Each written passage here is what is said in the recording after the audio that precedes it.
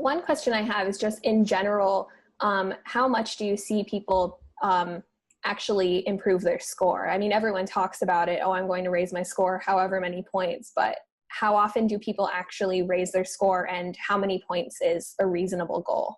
That's a great question. And a lot of it depends on how people study. Even like the statistics from LSAT show that the average person improves less than 3 points on a retake, but that's just an average.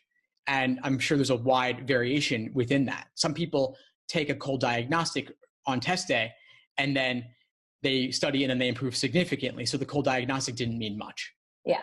If you put in the studying consistently, you can improve a lot, especially from a cold diagnostic. I personally went from around a 152 to a 175. Wow. It took me a year, but I got there.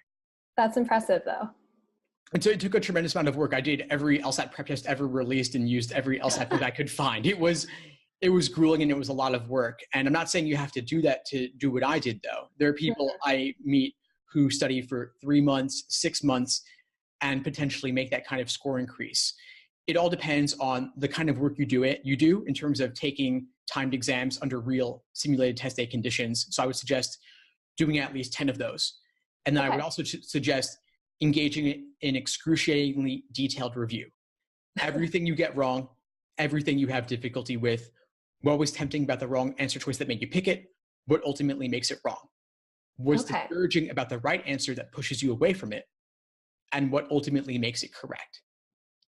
So it's these traps of encouragement towards the wrong answer and traps of discouragement towards the right answer, away from the right answer. And so the people who make the big score increases, they're really looking critically at their own thought processes. It's not enough to do exam after exam, measure your results, be happy you're sad, and move on.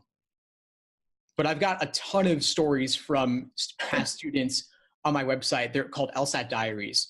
And they actually chronicle, people wrote in their own stories, their journeys along this way. And so you can see, I even linked them with all what their score increases were. So I have like someone who went from the low 140s to 164.